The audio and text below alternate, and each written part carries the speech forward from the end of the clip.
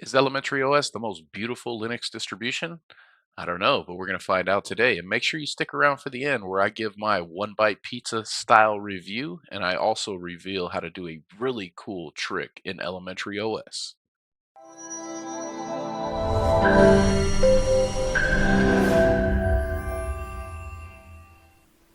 Hey, what's going on, everybody? Today we're going to take a look at one of the best Linux operating systems, in my opinion, Elementary OS. This one is just a beautiful operating system, user friendly, very intuitive, and it kind of resembles the Mac OS. So I think this is, like it says, a thoughtful, capable, and ethical replacement for Windows and Mac OS. The latest version out is 7.1. I believe they're working on 8.0 and may have it out for testing. I'm not 100% sure on that. This is all open source. Pay what you can. You can't do custom and put zero there and just download it for free like most other Linux operating systems. I'll give you the link to this site in the description so that you can download it yourself and follow along if you'd like to do so. So we'll just look over some basic information here real quick and then we'll jump in and get this thing installed. So it has its own app center, similar to the App Store in Mac, or now Windows has its own little application center as well, or Microsoft, I should say. Get work done or play, stay productive and focused with multitasking view. So multitasking view is like the multiple desktop environments, and it's pretty slick the way we'll take a look at that, the way you switch between them and what that looks like. Picture in picture. This is one of my favorite features in Elementary OS. I don't think I've seen this on other distributions, and it's just really neat.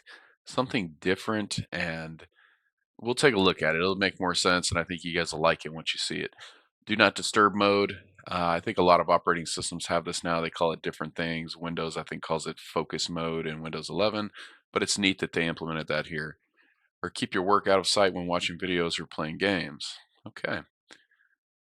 So apps you need without the ones you want. So it kind of prides itself on not being super bloated, but still being an effective and efficient operating system. This is also neat, kind of a parental control set of features here. Screen time, you can set that per user accounts, time limits for weekdays, weekends, or both. Internet use, we can manage the allowed websites. Rules affect all apps for chosen user accounts, even if they use a different web browser. So very neat, this is all built in. Manage applications, choose just which apps are safe for you or your child to access. Very cool. You can allow them with your password. So if your kid's working on something, maybe now they do need to go to the internet, mom, dad, whatever, come over there and type in the password, let them get on the internet just for X amount of time or whatever. So very cool. Everything we do is open source, like I mentioned before, user friendly, keyboard friendly. So then we can download Elementary OS.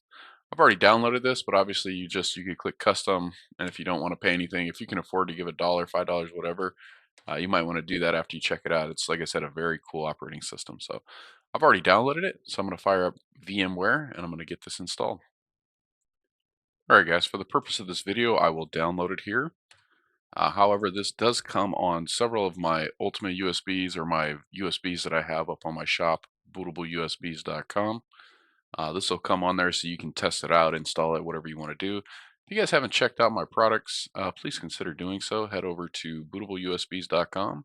Take a look at some of the greatest USBs on the planet. If you want to support the channel and pick up an awesome USB drive jam-packed with all kinds of cool stuff, head on over there and check it out, guys. All right, we're going to let this download and we'll be right back. All right, that download has completed. Took about 3 minutes on my computer anyway. So let's minimize the browser. I've got VMware Workstation Player. You could also do this in VirtualBox. Choose a hypervisor of your choice. But if you want to follow along, I am using Workstation Player today. So I'm going to do File, New Virtual Machine. And then I am going to point it to the Downloads folder and the file that we just downloaded, which is Elementary OS 7.1 Stable. Click Open, and then I will click Next. Linux. I don't think they have Elementary in here, but Elementary is an Ubuntu-based Linux distribution, so Ubuntu should be fine. Ubuntu 64-bit. Next, give it a name. Call it Elementary OS 7.1. You can name yours whatever you want, obviously. I do have a secondary M2 drive that I use for virtual machines, so I'll go ahead and point it to that. And I have a folder for virtual machines. If I can find it, there we are, and I'll create a new subfolder. Call this elementary, OS underscore 7.1. And we will use that folder. Excuse me. Click next. I'm going to give it a 25 gig hard drive. I like to do mine in a single disk just in case I go to convert this later or do anything with it. If you're not going to do anything fancy like that, just split it into multiple. You get a little bit better performance.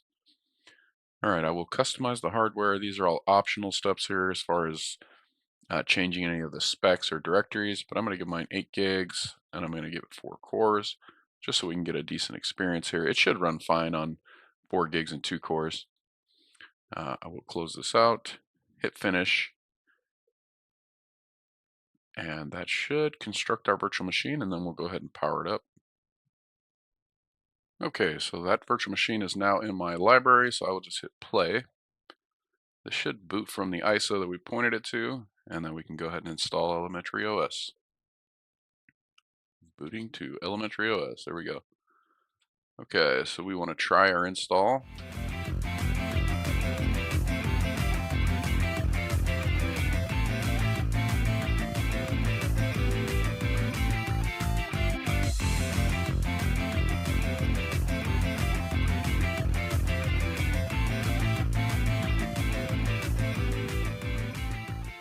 All right, so we'll do English, United States, keyboard English, just do default for me. And then I'm going to go ahead and install it. If you guys just want to try it out, go ahead and click on try, but I'm going to go ahead and just install. Since I'm using a virtual machine, I'm just going to erase the disk and install. If you're trying to do a multi-boot or manage partitions manually, things like that, you want to do a custom install. But if you're just installing this on a virtual machine or a device that you have nothing else on that you care about, feel free to select this option. Just know that if you do this and you have anything on there, it's going to be wiped out. Virtual machine, some parts of Elementary OS 7.1 may run slowly, freeze, or not function properly. So there is a little warning here about running in a virtual machine. You may suffer performance issues, but I'm going to go ahead and install that anyway, obviously, because we want to do the demonstration. All right, we'll make the disk type VMware Virtual. What is it asking? This will erase all the disks not backed up. Yeah, we know that. So it's just giving you another warning, and then it's making you select the disk. So just kind of like a double check there. I'm not going to encrypt because I'm probably not going to keep this long term, but if you guys wanted to encrypt the drive, you could do that. I'm going to say don't encrypt. And then there's a triple check, erase and install. All right. And we probably can't go full screen yet because we don't have VM tools, but I'll just go ahead and open that up in full screen in preparation. And we'll let this install.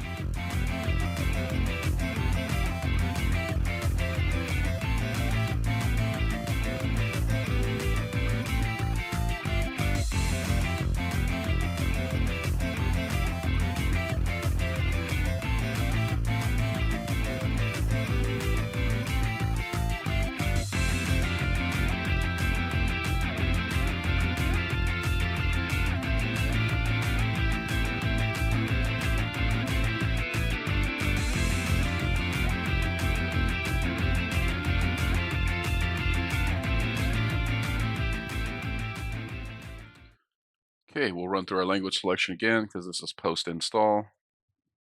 And then I'm going to give it a name.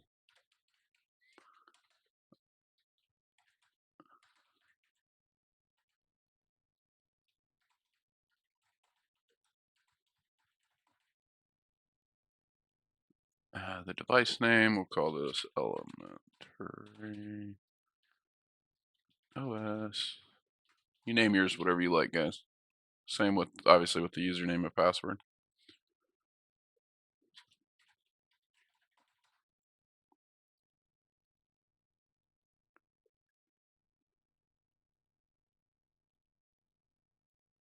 Boom. There we are, guys. This is a beautiful operating system, like I said. We don't need to go through the welcome tutorial. Feel free to do that, though. It will come up on your first boot. We're just going to take a look around, though, guys. However, first thing I do want to do is jump into a terminal and get OpenVM Tools installed. So I'll launch a terminal, sudo apt-get install OpenVM Tools desktop. I think that's it.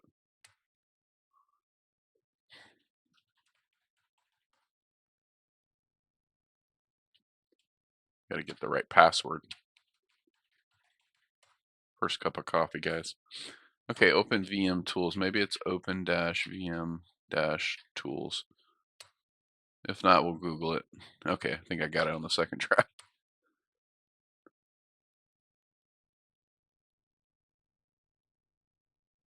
Are we not online? Let's see.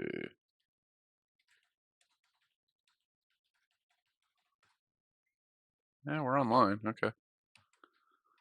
We may need to update apt. Let's see. Let's try a dash fix missing.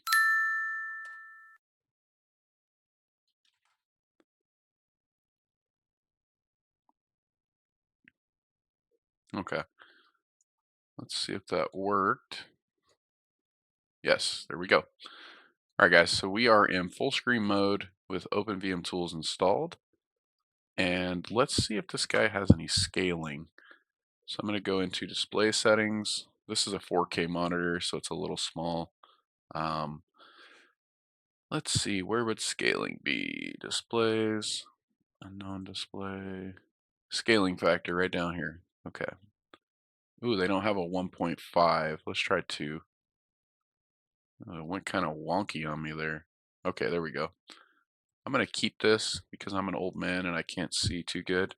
It's obviously a little cleaner if you do 1x. If you're not on a 4K monitor, you should be fine though, guys. But just for my old eyes, I will put 2x scaling. It's nice to know that's there as well. All right, so like I said, this is Elementary OS. And as you can see, it's very aesthetically pleasing, or beautiful, if you will. A cool little layout here, a taskbar or dock or whatever you want to call this menu down here at the bottom.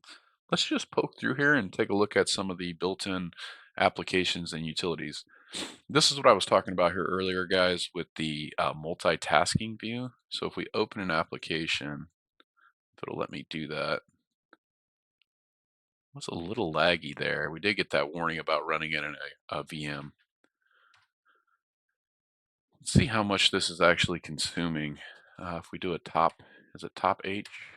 No, I think we have to do top dash H.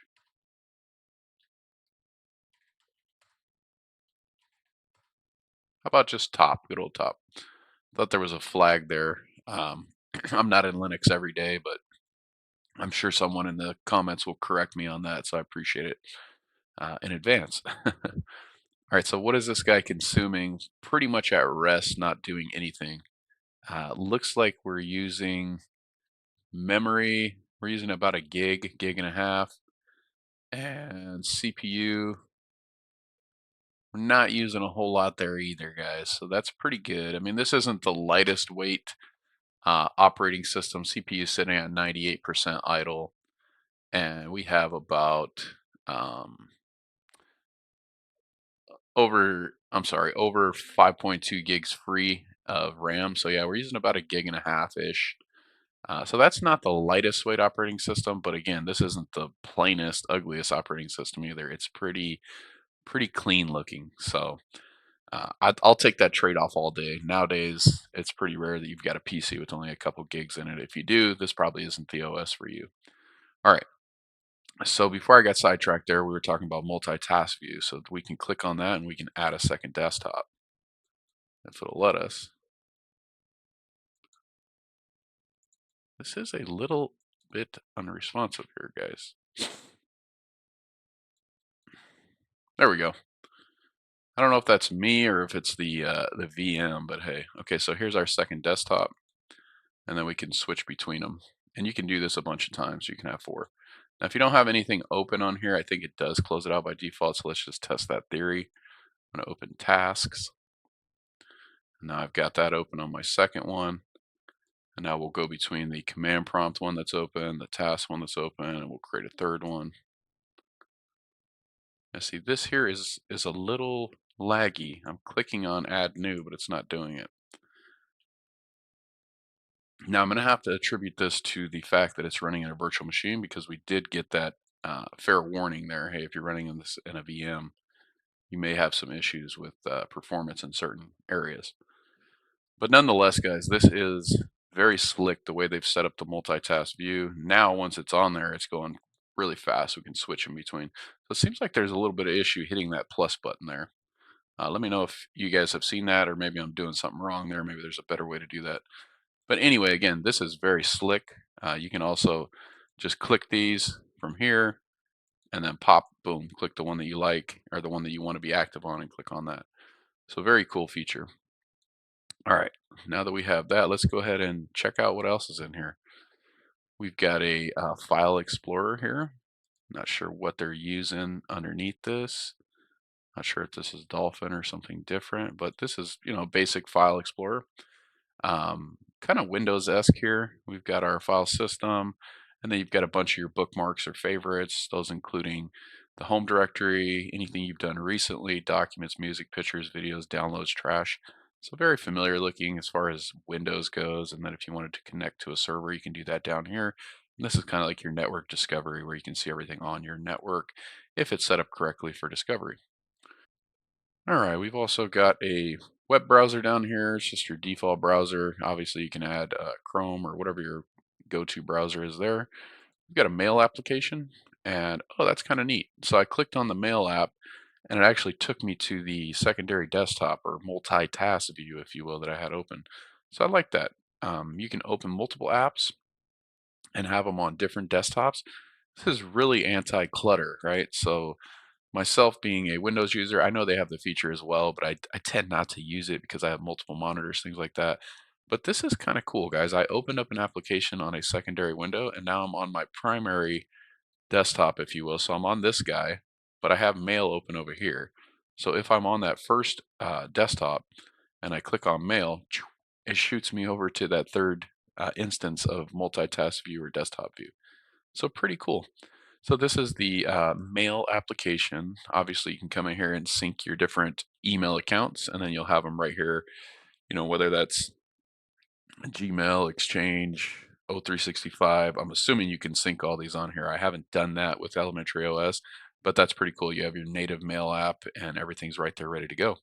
And then also tasks. Again, we had that open on another instance of the multitask view, so it shot me over to that instance. Very cool. This will keep you organized, what you need to get done today. If you're anything like me, you've got a ton of honeydews to do around the house, so it'd be good to keep track of those, check them off as you go, and maybe at the end of the weekend you'll have 10 minutes to relax. But then you have 3 kids, so you don't really get any downtime. So just kidding. But cool, this is like a personal organizer here. And then we have a calendar, of course. So this allows us to go in here and also organize our day and see what's coming up. Like if your wife's birthday's coming up or an anniversary, put those things on your calendar so you never forget them, guys. So very clean looking calendar, sleek. I'm sure you can do things with announcement or alerts and reminders and stuff like that. All right, so then we have a music player. This allows you to get in there and build a queue and create a playlist and things like that. Got a similar application here for videos. So you can have your own little video library set up. Then we have a photos application. Come in here and organize all your photos. My wife would like that. She is a photographer. And now on to the cool stuff here, the system settings and the apps coming up. All right, so for system settings, we can go under applications and the default view here is going to be, I'm sorry, default view here is going to be the defaults. And this is just what it sounds like. These are your default programs. So similar to what you have in Windows. If you want this to be your default web browser, once you install like Chrome or something else, you could drop that down and change it. Same thing for your email client. Maybe you've downloaded a third party uh, for all these, same thing, right? So text editor, you've got code there. Maybe you want to change that to Notepad++ or something else that you add on later. So this is where you go to set your default applications. Startup, so any apps that you want to launch on startup, you would add them here. It looks like you just click the add startup app, boom. Then we have permissions. We can give each application its own permissions to what we want to allow that to do. So for instance, calculator, it doesn't have home folder access, system folders, it doesn't have access to the devices. If you needed to add any of those permissions or take them away, this is where you'd go, the applications and permissions. So pretty cool. All right, and then we go to desktop. We've got some different settings here where we can change wallpapers. This kind of looks like a Windows wallpaper. A lot of these do, as a matter of fact. So that's cool. You can go in there and you can import your own photos, and then you can set your wallpaper there. You could do dim with dark style. Here's some appearance settings as well, guys. We can look at the accent colors and the style. So preferred visual style for system components. Apps may also choose their own, so we could do dark mode. That's usually what I do. I'm going to keep it in default mode just for the demo today. Then we have our text. So if you're old like me, maybe you want to zoom that in. Dyslexia. Oh, that was cool. It did it right away. I'm going to zoom back out so you guys get the experience of the defaults here. So the dock and panel, we can do the dock icon size. We can jumbo those guys. Oh, I like that because I am blind. Hide the dock. When any window overlaps the dock, you can hide it. Oh, this is cool. Okay, so never hide the dock when focus window is maximized, when the focus window overlaps the dock. So the default looks like it's when any window overlaps the dock. Nice.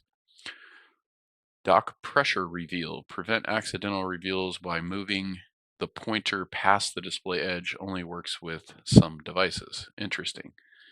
Panel translucency. Automatically transparent or opaque based on the wallpaper. That is a cool feature. I like that. Shown in panel. If we want to show any of these in panel, caps lock. I'm not seeing it. Accessibility. I'm sorry, the panel's up here, guys. I'm looking down here at the dock like a dummy. So the panel's at the top right.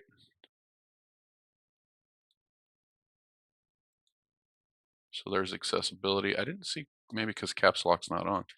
Ah, there we go. So caps lock. Very cool. I like that. And then same thing for nums lock. That's on. Cool. It's always nice to know. Maybe your keyboard doesn't have the light or whatever. And even then, if you're in a virtual machine, sometimes it's confusing because it doesn't carry over by default. So nice. Then we have our multitasking. So we can do when the pointer enters a display corner. Ah, okay. So you could do some things with the cursor depending on where it is. You could switch to the previous workspace, show all the windows. Nice. Okay, by default, it's all do nothing. But if you want to get fancy and be able to just maybe move to the top left and then have it show all your displays, you could do a lot of cool stuff with that. So very nice. Like I said, a lot of work went into this to make it a very aesthetically pleasing or beautiful operating system. I'm not going to drill into all these guys because that would take a long time, but we've got some language and region options, some notifications. We'll just briefly look at this. So you can control, maybe you're getting a lot of pop-ups from certain apps. We can turn that off, or we can say, show them in the notification center, play sounds, things of that nature. Again, calendar, obviously you might want to do that with your upcoming meetings and stuff like that. Security and privacy, here's an important one, guys. So if you want to clear the history on any applications, you can do that right here. Locking, so you can lock on suspend, lock after screen turns off, forbid new USB devices when locked. So that's pretty cool. Maybe you don't want to get rubber duckied or, um, maybe they've got a bad USB and you've locked your screen. That'll cut that out. Firewall, we can turn on the firewall and we can add our rules there. Housekeeping, this is a nice feature. You can do some automatic cleanup of old files, temp files, downloaded files, screenshot files, recycle bin or trash files. Then you can set that. So delete files after 30 days. Excuse me, after 30 days. And you can obviously modify that. Maybe you want it 15 days. Okay, so then we have some settings for displays, keyboard, mouse, and touchpad. Here's some power options here, guys. We can do turn off after 15 minutes, and then they've got different modes, power saver and balance, balance being the default. Your power button will do a suspend, and then suspend when inactive for 30 minutes, and those are all modifiable. So again, similar to what you can do in Windows and Mac, very cool. Here's where you can come in here and manage your printers. Here's sound, here's Wacom, and then we've got our network, we've got our Bluetooth management. Obviously, if you had a device there, it's doing discovery now. I'm not gonna add anything here to the virtual machine. Some network settings, online accounts, and then sharing. So if you want to set up network discoverability and things like that. Here's some date and time. This is the administration place now, or section. Date and time options, and then here's our parental controls, so to speak. All right, my account, IT Unicorn, I haven't set anything for it, but if I did, I could say, hey, on the weekdays, you can only use it from this time to that time. And then on the weekends, maybe I give you a little more freedom if you've done all your homework. And then let's turn this on so we can look at it. Unlock.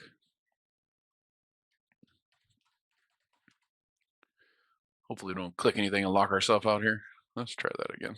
Oh, caps lock.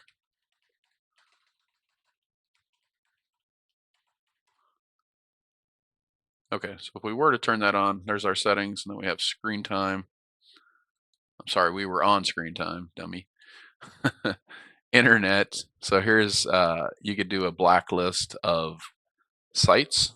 So it doesn't look like there's a whitelist. Prevent IT Unicorn from visiting these websites. Yeah, okay. I mean, that's probably pretty helpful. This isn't like a paid application where you can do category based and stuff like that, but nor does it have what would seem like the option to do a whitelist. I would probably prefer a whitelist for kids. That way you know exactly what they're getting to. This is more of a blacklist. So I could do like you can't go to Facebook, TikTok, Insta, whatever I don't want them to get to. Obviously, there's millions of bad sites out there, so a whitelist makes more sense to me, but hey, it's better than nothing. For free, you can't complain. All right, and then I can prevent. Again, I probably would prefer a whitelist here. Okay, hold on. Allow access to these apps with admin permissions. No, that's different. That wasn't here either. Okay, so this is just saying um, you can allow access. Like if I block a bunch of applications here, maybe there's 10 applications I don't want you getting into, but if you need them to do your homework, then you got to come get dad, and I will put in the admin password for you, and then it'll allow you to launch that. So that's cool. So again, I like this feature a lot. This is a very intuitive, easy to use parental control. It's not the end all be all most detailed, but this will go a long way, right? Especially if your kids are younger, they don't know how to, well, maybe they do nowadays, but they should know how to go out there and find more bad stuff. They're probably just looking for Facebook, Insta, all the stuff that's popular at school. All right. Didn't mean to close that out. I don't think we were completely done yet. So let's jump back in there. We were here, system settings, and then we were here. So then there's also a system. So this gives us some information about the OS, our hardware. We're running this on a Ryzen 7 7700X. That's the underlying PC I'm on, obviously. And then firmware. Okay. Back to all settings, universal access, and then user accounts. So if you want to get in here and manage your user accounts. Very cool. Like I said, I think this is one of the easiest to use Linux operating systems that has a lot of the built-in stuff that you would want on a Windows or Mac OS. And then let's jump into our App Center, guys. This is going to look kind of familiar. We have free and we also have paid applications. So this is similar to what you'd find in a Microsoft or a Mac OS, where we can get in here and add some applications. A little lag there when I open that, by the way. Whaler, Journaler, you can search for it, right? So if there's apps out there and then they have it by category as well, audio, communication, fun and games, maybe you're doing some dev, graphics, so on and so forth. So a very well put together categorized view of the app library or app store. I'm not sure what they call it here. It's just called applications by default. But yeah, I like this layout. What do you guys think? This is a beautiful operating system. This may be one, it probably would be one, in my opinion, to recommend to friends and family if they're coming from Windows or from Mac. Because again, it's not going to be a steep learning curve. You don't need to be in the terminal doing a bunch of fancy stuff to do what you need to do. Let me know what you guys think, though. Would you recommend Elementary OS as a first-time Linux operating system for someone coming from either Mac or Windows? All right, guys, we're almost done here. I just want to take a look at if we click on the top left here, applications. We have a lot of the stuff we've already looked at with some other common apps that we might use. So App Center, we looked at that. We got Calculator, calendar, camera, code. This is our default text editor. We have the multitasking view, mail files, feedback, document viewer. Guessing that's like a PDF viewer. Music, photos, screenshots, shortcuts, system settings, and then these we already looked at as well. So very cool. And then up here on our panel, these are some of the stuff that we added: the caps lock, num lock. I think that was the accessibility. Get your audio, your notifications, and your power. And then if we right click the desktop, a little bit buggy there it looks like, but we do have some graphical configuration options there. Let me see if I close these, if it'll allow me to right click. Still looking a little bit buggy there. So this may be a side effect of the VM, I'm sorry, of the virtual machine that it talked about. You do see a little animation there when I click that. I don't know if that's a bug or if that's supposed to be there. But anyways, very cool stuff, guys. All right, guys, I did want to save one of the coolest features, in my opinion, for last here. So hopefully you guys stuck around to the end of the video so you're able to see this really cool feature they have in Elementary OS. That is the picture-in-picture feature. To demonstrate it, I'm going to download CMatrix just because it looks really cool when you run it. So you can do a sudo apt get install CMatrix and put in your password. And that only takes a second to install. And then if we do a CMatrix, we get some cool matrix looking stuff. Okay, that's not the feature though, even though this is really cool if you didn't know about it. So now I'm on a PC, so if I hit the Windows key and F, that takes me into the capture mode for picture in picture. And now I can capture this, and look at that, guys. Right down here, I've got a little picture in picture. So if I open up another app and it's blocking that, no worries. I can still see the picture in picture of my cool matrix going on here. And obviously you could do that for any application. So maybe you have like a movie playing or something on your screen, a meeting, whatever it is, right? You can leverage this really neat feature in Elementary OS. And you can also show off some Matrix action to your friends and they'll be like, whoa, this dude's a ninja. All right, guys. So that is an awesome feature in Elementary OS. I think this is, like I said, one of the most beautiful operating systems as far as Linux goes. I know there's a few other that I'll probably take a look at as well that are very aesthetically pleasing, and they just put a lot of time into developing them. Let me know what you guys think, though. I hope you enjoyed this video. Now you have the knowledge and the information that you need to download Elementary OS, get it installed, whether that's on a virtual machine or an old PC or wherever you want to install it. And I gave you a brief little tour of the operating system and some of the built-in features and how to configure things. So one more time, let me know what you guys think about this operating system. Where do you rate it on a scale from 1 to 10? I am going to give this my famous one bite pizza style review right now. Drum roll, please. All right. Elementary OS, first view, initial tour. This is 7.1, by the way, guys. I'm not going to take into account the little performance issues I had here and there because I hear a lot of good things about this operating system, and most of the time there's nothing about performance. I'm gonna go ahead and put that on the virtual machine because they did have a disclaimer. So ruling that out, taking that out of the equation, I'm gonna give Elementary OS a solid, respectable 8.3, guys. Let me know what you think. Is that accurate? Is that way too high, way too low? If you disagree with that rating, let me know why. All right, guys, if you stuck around to the end of the video, again, I really appreciate all the support. Give me a thumbs up, subscribe to the channel, share this video with your friends, leave me a comment to let me know what you think. And if you really want to support the channel even more than that, guys, head on over to bootableusbs.com. Check out some of the greatest USBs on the planet. A few of them already have Elementary OS on there ready to go. You can run this live and test it out for yourself. All right, everyone, have a great day. Until the next one, take care.